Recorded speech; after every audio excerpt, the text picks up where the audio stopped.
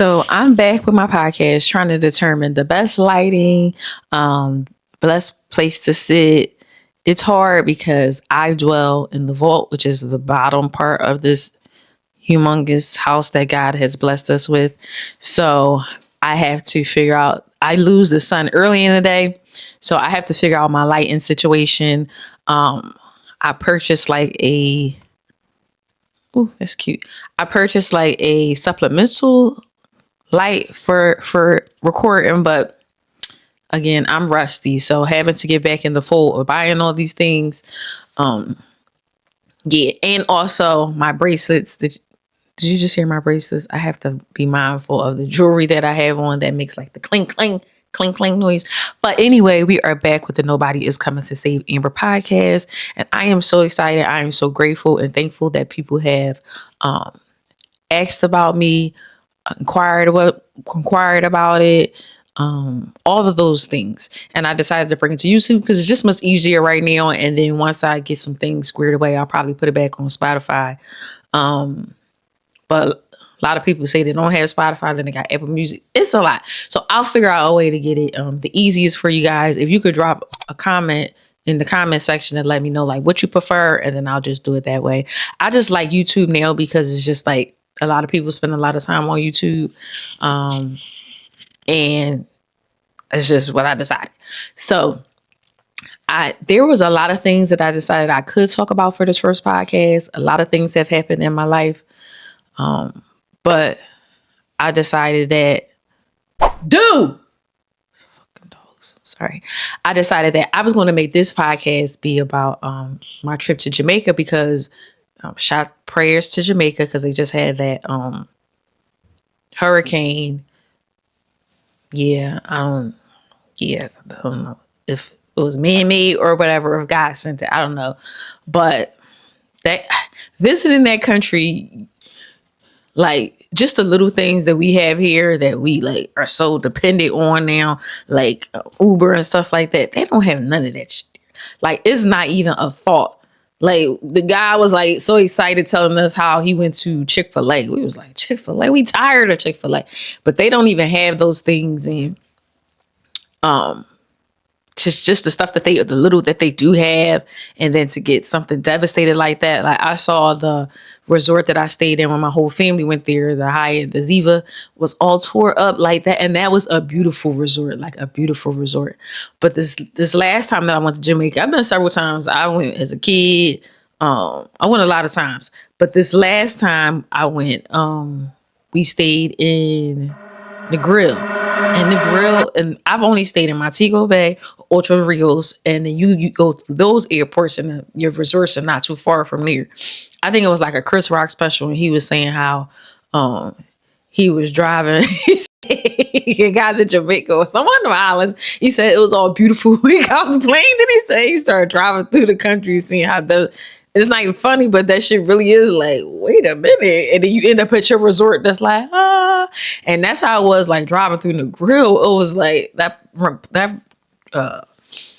ride was like 2 hours or hour and some change. And the guy that drove us, the bus driver, my boyfriend had met him last time we went to Jamaica, and he had kept in touch. So when we got down there this time, he was like, no problem. I'll come pick you guys up. I'll take you to the grill. So that was the kind of blessing that we kind of knew him or whatever. But that ride, I don't think I'll ever take that again. I mean, God bless the grill and, their luxury resorts because the resort was beautiful. But that ride kind of had me like, I don't think that I'll take that drive again ever. I swear to God, like I just said the other day, I'm not eating turkey sausages no more. And I don't think I'm going to the grill. I think that's a one and done. But my friend was getting married. My dear friend was getting married. She had a princess wedding for a castle. Everything. She had it all mapped out. She spent a lot of coin on it. She was like to the details. She had everything planned. I have never been so excited. I hadn't been in anybody's wedding outside of my mama's. And that was like 1995 or something. I don't know. So what was that? 30 years ago? Some shit. So I was so excited to go to her wedding, to be in her wedding. It was beautiful. We had We got there separately. Before we went there, me and my boyfriend went to Fort Lauderdale first, and then we had a little time before Lauderdale, went to like this art store, bought some art. We had a good time, and then we got on the flight to Jamaica, no hiccups. It was just like a good time. It was like, oh my God, this is gonna be a beautiful trip. We get there, the resort is amazing. I think everybody was already there when we got there. We started off the trip. We took a group photo with everybody. Everybody was dressed in brown. I think the wedding planner was missing, but that's not my story to tell. That was a little alarming. She was nowhere to be found. Like, ma'am, this is the weekend. The weekend ain't that long, so why aren't you here, sis? But whatever. So, yeah, we got there. You know me. If you telling me we eating, I'm eating every day. I'm eating every hour. Matter of fact, I probably went to that food hall.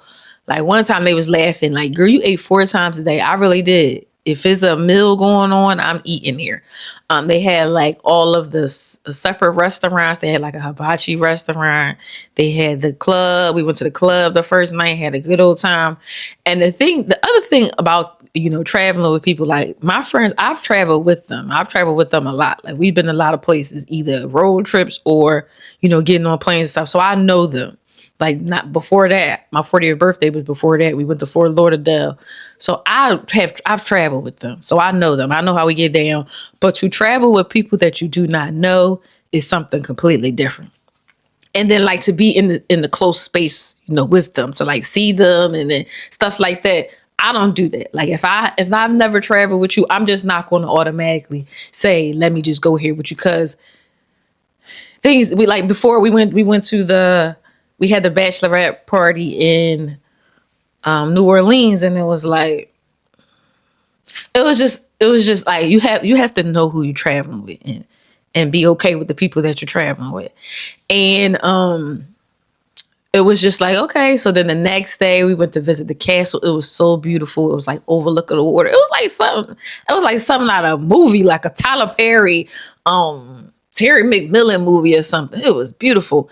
And we were like, we rehearsed and everything. And we were like, oh, we can't wait to the wedding. And then the next day was the wedding.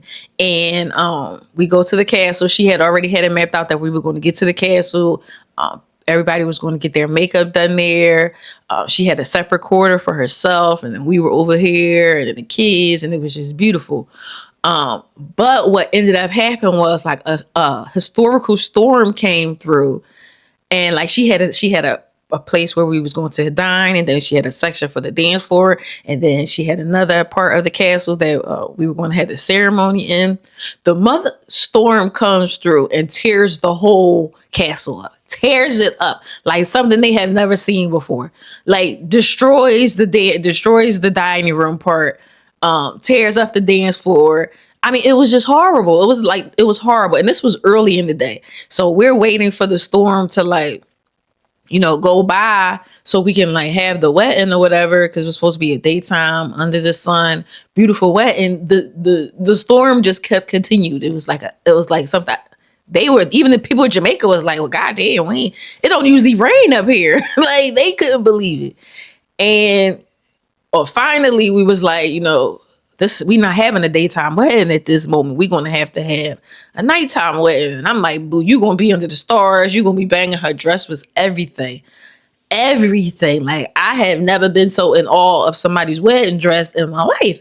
And we were just like, this wedding ain't going off without a hitch. Like, we having a wedding tonight. And oh, I forgot to add, the wedding planner quit mid-wedding because she felt bullied, not by me and my friends. She felt bullied and she couldn't take it no more. Like my one girlfriend had to talk her off the ledge. She turned into Ayanna Van Zant to save the wedding because the wedding planner had gave up. Like she was like out of it. Like she couldn't deal no more. That's how critical it was. Yeah, back to the story. Wedding ain't going off without a hitch. Like we having a wedding tonight. And we ended up having a nighttime wedding. The place was soaked. Our dresses were soaked. She had all the stations. She had the banging food station. It was like everything you could imagine. She had the Hennessy. She had the ice cream truck with all the things. And But by that time, we were so exhausted from like emotions, holding back tears, from like, things not going the way we thought it was going to be, that we were like, everybody was on edge. The wedding had been pushed back so far that the guests had waited to come from the resort, because she was bringing the guests separately from to the resort from us, because we were already there, and they were tired, and we were trying to just have a good time, and the party was just like overextended a little longer than it should have. And then my one friend was like, we got to wrap this up. We got to go home. Like, the people was tired. The bus driver doesn't want it, because from the castle, we stayed at a different resort. So that was like maybe a 20-minute drive. So he's like getting agitated. Remember, there's no Ubers. So he's like, I need y'all to get back to the hotel, because we need to wrap this up. And we were like drunk off the Henny. We were just having a good time. And then we finally, started like dispersing, and they were taking like separate trips back to the resort. And then we ended up getting separate. Like, my friend, she was said the bride was separate from her family. We ended up, me, my one girlfriend, my boyfriend, we ended up going with a group of people that we like, how the hell did we get in here with y'all? And we were like, damn. And amidst of us in the van going back to the resort. Now, mind you, this has been a whole day ordeal. Like, it was going on and on and on and on. One of the family members of the groom, she wasn't in the wedding or nothing. She, start talking in the van. So, but she's calling out my friend's name, and we're like totally confused. Like, well, what's happening here? So we didn't know what was going on, but what was happening back at the castle was, my one friend and the groom's family were like in a tizzy and up in odds and like having a situation. And then I guess she alerted her family on the bus, F them whatever hoes that is up. So it's like, we're sitting on the bus, everybody is hammered. I'm like sobering up now. And me and my girlfriend are like, what are you talking about? Oh, you was the wedding planner. You was supposed to take care of everything. My girlfriend was like, I didn't plan no wedding. I'm the bridemaid. I'm the maid of honor. Yeah, you was the maid of honor. You was supposed to do X, Y, and Z. And you gotta understand, when people be ugly sometimes, they just be bullies. You know what I mean? So they can't help it. When they ugly and and they out of shape, they just be bullies. So I guess she assumed that, she was going to cuss my girlfriend out while we're in the van. And my boyfriend is like, hold up, what's going on? Why you talking to her like that? And I mean, all the F-bombs, the cussing, the y'all ain't this, and what, da-da-da. We get out of, this is probably maybe like 12, 1 o'clock in the morning in Jamaica. 1 o'clock in the morning. We're arguing on the bus. So we get off the bus. Me and my girlfriend look at each other and bust out laughing. And mind you, it's just us two. And my other girlfriend is stuck back. Other two girlfriends are stuck back at the castle. And then we're like, what happened here? Like a kind of Laverne and Shirley look at each other and bust out laughing. The people are like, well, yeah, y'all would just think it's funny. Think it's funny. We don't know what's going on here. Like, I've never been on vacation and got into an argument with somebody to the point where I'm thinking I'm going to have to fight them. So now they're like, yeah, y'all just think it's funny. And we walking over to them like, what are y'all talking about? We get into a full-on argument, like a full-on, I will F you up. You not doing nothing. So now my boyfriend has to jump in like, hold on, you ain't put hands on nothing. No, it's not going down. FUP, I will call the people back at home to meet us at the airport. I mean, we're in a full-fledged North Philadelphia argument in Jamaica about 1 o'clock in the morning at a resort that we've all paid thousands and thousands of dollars to be at. And we're arguing. So the one, it's them against us. And it's like me, my boyfriend, the bride's daughter, my girlfriend, and then the bride's brother. And then there's a bunch of them. I can't even remember how many. It was the opposing team. I don't even remember how many it was, but it was a lot of them of us. So we're arguing with them. The groomsman's a friend. He's telling us, to chill, don't pay them no mind. Just go ahead, just let it go, Because I'm thinking to my mind, we're going to jail. Like, we're going to be in Jamaica jail, like Brokedown Palace, on some who's going to get us out. Like, I mean, we had another day after that, but it was like, are we to be in jail in Jamaica over cleaning up at the castle? Like when my girlfriend paid people to do that, like it was insane. Like I mean, full fledged arguing in wedding gowns, loud in front of the people, the worker, the security people. And then I'm thinking the girls are saying my boyfriend is arguing with ladies, and this man has a job, like a real job. Like he has like he can't afford to lose his job because he's in jail in Jamaica for fighting because y'all trying to beat his girlfriend and her girlfriend up. Like it was insane. So I'm trying to diffuse the situation. Like, no, boo, let's go. Come on. It's not that deep. Let's go. Yeah, y'all better. Cause if we would have, I mean, like full fledged, we're at the club, getting ready to fight kind of situation. And at first I thought it was something like just randomly that happened, but then I was told like this is what they do. Like they've been to like Turks and Caicos and been like kicked out of resorts. Like I have never in my life been on a trip to the point where I needed to fight. Like never. And then a resort that you spend thousands of dollars to be at. Because we were on the adult side. We had a butler. My boo did it up. I'm supposed to be sitting in the jail with the junior with the 3 hots in a cot because y'all bitches is mad. No, negative.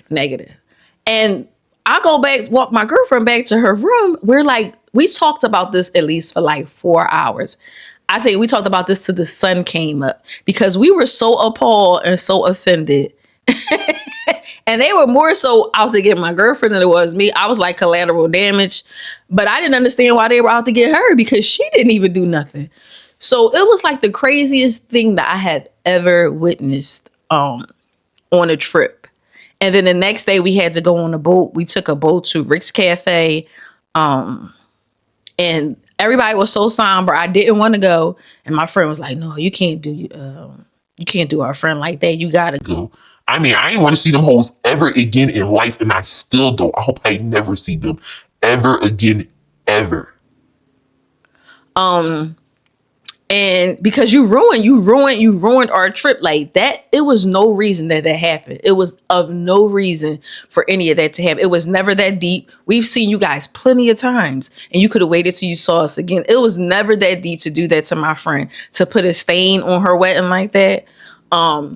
Karma's a bitch. Y'all gonna feel that. Y'all gonna feel that. It's gonna have y'all. It's nothing good gonna come out of that because it was horrific. It was horrific. Like I have never been anywhere like that in my adult life and had to be arguing with somebody to the point where you're like shaking. Like we were so shook up. It didn't make any sense. It made me look at people completely different. Like people are frauds. All that glitz and glamour and whoop-de-whoop, frauds. People be high. Just like they say social media be fake, people be fake and frauds. And that's all I'm going to say about that. But the yacht was like a somber mood. What we did end up going, spilled over to the next day. They was arguing on the bus coming back from Rick's Cafe. It was just a lot. And we were ever so happy to be going home. I had never wanted to leave a place so bad in my life. And it was a lot of other events that occurred that night. But again, that is not my story to tell. But it was just like people got to do better. I would never, do something like that to somebody about nothing. Now, if it was about, it was a lot going on. Like people was husbands and wives. It was a lot. It was a lot. It was like a whole love. It was like love and hip hop. I felt like we was at the love and hip hop wedding. Outside of how beautiful my friend was in her wedding, she got to dance with her mom and all that stuff. But everything outside of that was love and hip hop. Like you don't do that. That lady is a professional. You don't. She important. You don't come to her wedding and act like a whole flagrant fool. Like that's what you do in South Philly. But yeah.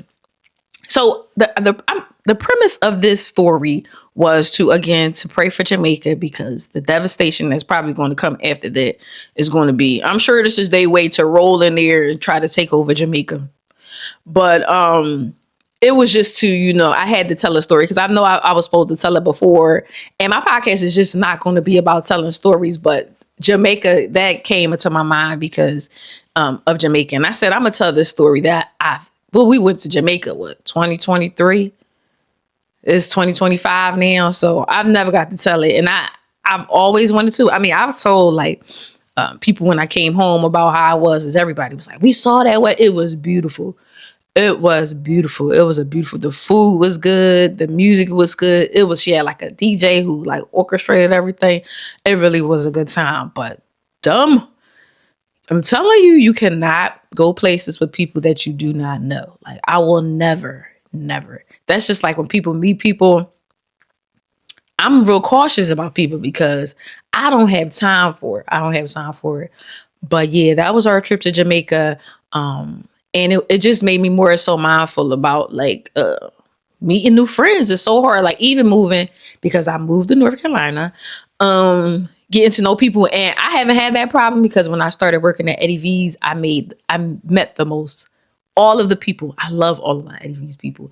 I've never seen people so nice and sweet, because I didn't think that was going to happen. Even when I worked at Nordstrom, I met some good people at Nordstrom that I like and stuff.